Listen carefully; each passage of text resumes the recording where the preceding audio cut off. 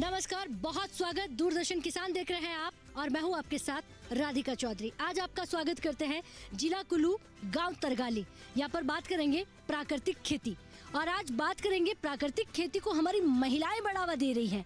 उसमें कई प्रकार की खेती कर रही हैं। साथ ही साथ बात करेंगे मिश्रित खेती, बहुफसलीय खेती। एक खेती के साथ कई अलग अलग प्रकार की खेती करते हुए हमारे किसान नजर आ जाएंगे। तो चलिए आज की प्राकृतिक खेती का आप भी हिस्सा बनिए। तरगाली गाँव तक का सफर तय करते हैं।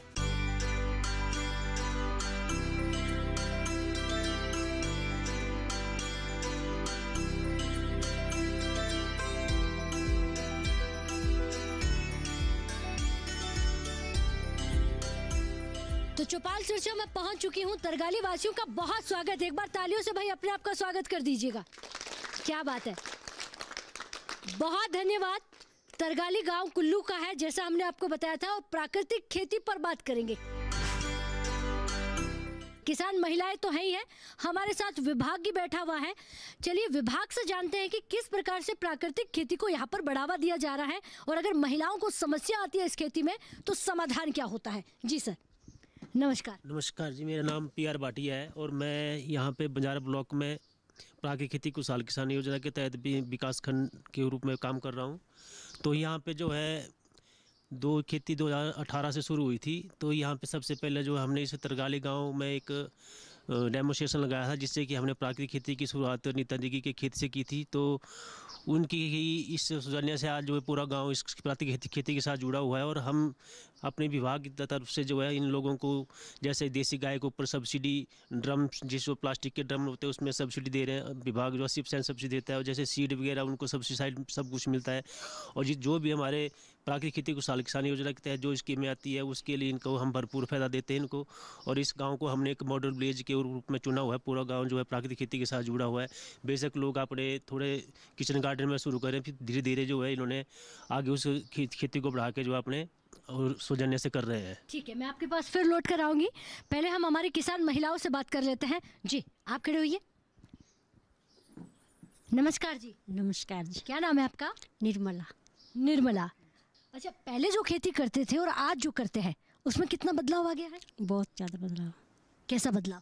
पहले तो सिर्फ गेहूँ ये धान की खेती होती थी, मक्की की खेती होती थी।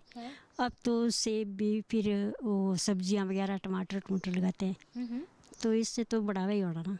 अच्छा, सब्जियां लगा पट्टू है, इसे पट्टू कहते हैं। ये हमारे कुल्लू का लोकल ड्रेस है। अच्छा जी। अच्छा, कुल्लू का और क्या क्या फेमस है?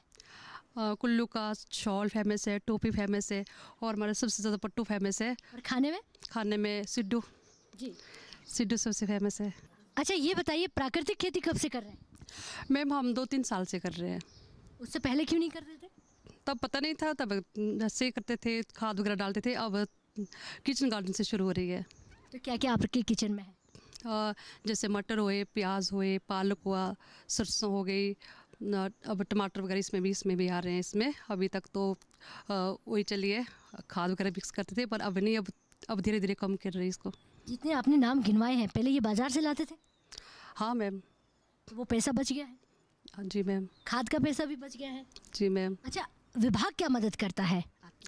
काफ़ी जानकारी भी देते हैं और हमें बीज भी देते हैं और मतलब जो भी आता है उनके पास हमें बोल देते हैं और इसकी जानकारी हमें अनीता मैम से मिलती है। अच्छा जी मैम। बैठिए, बहुत धन्यवाद जी। आप भी खड़े होइए। नमस्कार राधिका जी। और क्या नाम है आपका? चंपनी। प्राकृतिक खेती की बात करें तो पहले वाली खेती और आज की जो खेती है इसमें फ़र्क क्या है?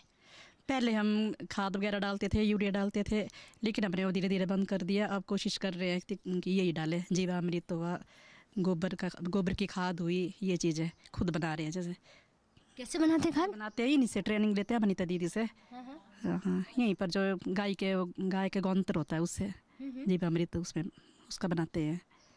अच्छा, यहाँ पे खेती है जो है सीढ़ी नुमा है या प्लेन में? प्लेन में हमारी। हाँ जी। क्या क्या लगाया आपने? हमने मटर लगाए हैं, मटर, अब टमाटर लगा दिए, फिर फल फ्रूट भी है, सेब वगैरह। बिल्कुल जहर नहीं डालते? नहीं, अब कोशिश कर रहे हैं धीरे धीरे कम करने की। वैसे थोड़ा बहुत डालते थे पहले शुरू में, अब कम कर दिया अब। अच्छा, तो मार्केट में जो हम जहर डाल के बोते थे और आज पूरा देसी ऑर्गेनिक, तो भाव ज़्यादा इसका मिलता था या उसका? रेट तो बराबर ही है। अच्छा, उतना ही है। तो फिर फ़ायदा क्या करने में? फ़ायदा ये अपने लिए कि कोई बीमारी नहीं आएगी इससे, नहीं तो यूरिया से स्प्रे से कई बीमारियाँ आ रही है फल फ्रूट में सब्जियों में, इससे थोड़ा फ़ायदा हो रहा है ये।